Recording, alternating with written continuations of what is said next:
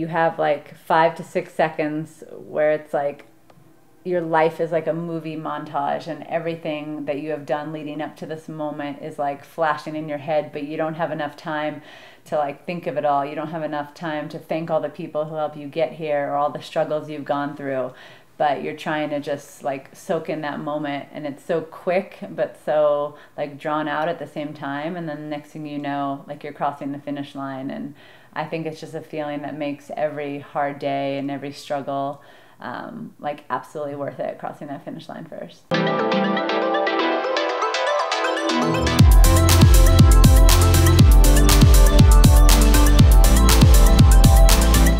Cool, so welcome back to Sundays with Steph. I am excited to have guest of honor, husband and assistant coach Ben Bruce. Today I wanted to take you guys through a little recap of winning my second national title last week at the U.S. Half Marathon Championships in Pittsburgh, Pennsylvania. Winning your first title is hard, but winning your second one I think is sometimes a little bit harder, so it was a great weekend.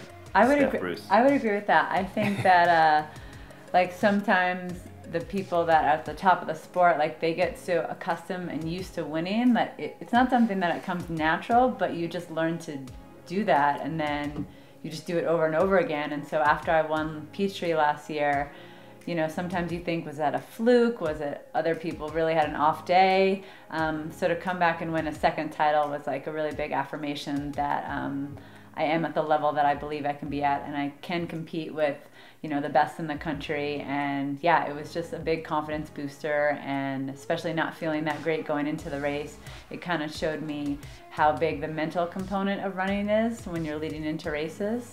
I wrote a little bit about this in some of my Instagram posts, but just the days leading in, I felt very heavy-legged. I had some bathroom issues, like I was waiting for my period to start, and I know that that happens the same time every month, but it still kind of, it shook me a little bit. I didn't have a really great tune-up workout here in Flagstaff. I had what should have been just a controlled 4-mile tempo, but it just felt very labored. And Coach Ben kind of gave me leeway on paces, so he said don't force anything, but of course since I knew I was fit, like there's still in the back of my mind paces that I think I want to run.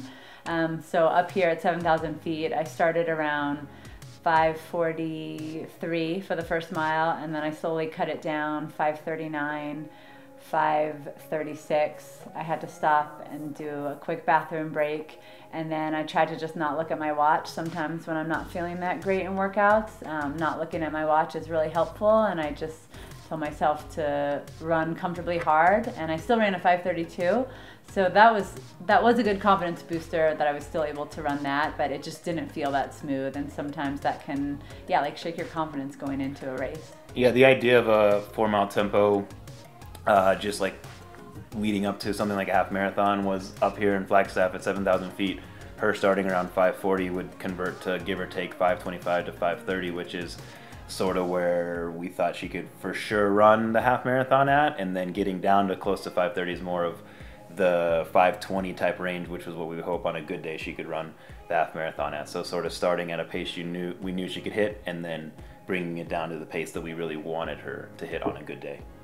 We actually had a good pack of like 6 women through I think 3 or 4 miles, and I think what I love about women's distance running right now is like even though a couple of our PRs on paper might have been faster than some of those other girls who ended up taking 4th, 5th, and 6th, they're kind of like, we don't give a shit, like we're gonna run with you guys. And so they stuck their nose up in it, and they were up with the lead pack, yeah, through 3 or 4 miles. And like I said, I didn't feel that good, so I was content to not really push the pace, but I was still up front with Emma Bates and this gal Bethany, and we were kind of clicking off pretty even splits, like 5:24 to 5:22 through the first 5K, and then I would just have waves of like feeling good and bad, and when I would feel bad, I would be content to just kind of be off the lead a little bit.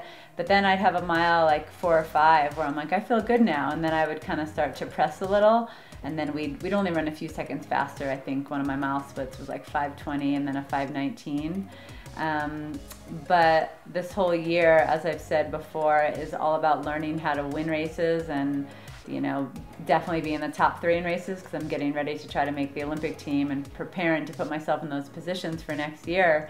And so when the 3 of us, Sarah, Emma, and I, broke away, I mean, that's kind of like the race scenarios you like envision and you dream of, that it's just mano a mano and each person is kind of taking turns at the lead, and you don't know how the other person is feeling, so you can only think how you're feeling. And it is amazing when you're racing sometimes, like if you're going through a rough patch, all you think of is, oh, those other people, my competitors, feel awesome and they must feel like invincible right now.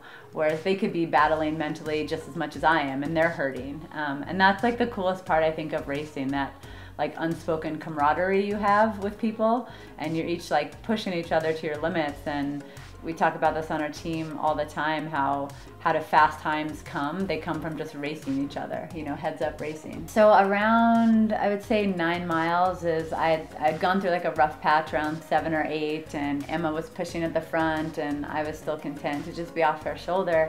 And then at 9 miles, I don't know, I felt much better, and we were going up a hill and I just thought I would like test it a little bit. So I made a little push, and it was hard to tell because I don't like to look back, so I didn't really know like if a gap was growing, but I could feel like that was the moment that I decided you're committing to making a move, you know, with 4 miles to go, and you need to be really strong in that move. So I made that move at 9, and then I just tried to hold the lead the whole time. And as it played out, Sarah kind of just tucked in right behind me. Emma faded back a little bit, but not very much. She still was running a very strong race. And then, yeah, those next 3 miles were kind of a grind where you go up over a bridge, you come back down, you make a left-hand turn, and then you go up another uphill. I like the description. Whatever, it's right? Good. Can't you see? That's good. I can visualize. That's perfect. You can. Yeah, and I just, like, at that point, what I visualized in practice and when I was thinking about this race, like, I knew if I was in the lead, you can't run scared when you're in the lead. If you're gonna be in that position, you have to run with every bit of confidence. Yeah, but then I get to the 12-mile mark, and I just felt like I needed to make a really hard move then and not wait. And so I just, I don't know, accelerated really hard with a mile to go. And it's a really friendly mile. It's downhill. There were not many people cheering, like the crowd is pretty grim or dim at that point. And so it was just me in that last mile. And I never like to think, like when people say, when did you think you had it? I don't think I have a win until I cross the finish line, because you never know what can happen. But that last mile was all about like racing myself and how much I wanted it. And I didn't really know what our time was at this point, and my PR was 6 years old, so I definitely wanted to try to beat that.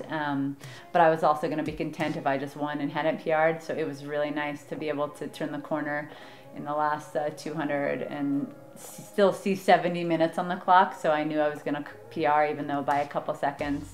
It was a really great validation that everything has been moving in the right direction. Yeah, one thing from an outside perspective, watching the race is I'm running around the course seeing a few spots, but you only get to see like one snapshot. So the few times I had seen Steph pass the 4 mile mark, she was at the front, so it's easy to me think, okay, if she's at the front, she must be pushing. But I've also been around enough to know that like someone like Sarah Hall, who hadn't touched the front, like that doesn't mean she's not feeling good, because she's also a very good finisher. So you're like wanting to think positive, but as Steph was saying, we don't know, was Sarah like hanging on and that's why she wasn't leading, or was she feeling really good and waiting to make a move? But it just seems it's such a that's why the races are fun, that they all race. And like I'm saying at the finish line, I'd seen him at 9, and all I'm getting is Steph's leading, but I'm like, yeah, is that by like 1 step? And Sarah or Emma are like right behind her, or is she like broken away? And at least finally she made the like, last turn. It's about 400 meters to go, and I could see her turn, and then I'm like counting, and it was like enough time that by the time Sarah turned, I was like, all right, I think she can enjoy this last straightaway. I recently got asked, I did a podcast with Weldon Johnson from Let's Run, and I really like talking to him because he just said like what was the feeling like of winning a second national title. And it's so hard to put into words, but the way I described it, it's like you have like 5 to 6 seconds where it's like your life is like a movie montage, and everything that you have done leading up to this moment is like flashing in your head, but you don't have enough time to like think of it all. You don't have enough time to thank all the people who help you get here or all the struggles you've gone through, but you're trying to just like soak in that moment, and it's so quick but so like drawn out at the same time, and then the next thing you know, like you're crossing the finish line. And I think it's just a feeling that makes every hard day and every struggle like absolutely worth it, crossing that finish line first. I hope Ben is proud. He made this trip out here. Like Coach Ben, all the sacrifices he makes, like all the belief like my sponsor Hoka has in me. It just like, are the kids okay that like I'm not home all the time? Like all these like moments of people that are in your life that are helping you get to where you want to go, and then it's all like happening. It's almost like I hope that's enough of a thank you to them, kind of, for that moment like actually coming true. Yeah, so it was a really fun weekend, and I don't know, just fires me up for the rest of the year, and I'm excited to toe the line again soon. Thanks for hanging out on another Sundays with Steph. Hope you guys enjoyed chatting with Ben and I. If you enjoyed having Ben on this episode, please comment below and we can maybe sub him in for future episodes.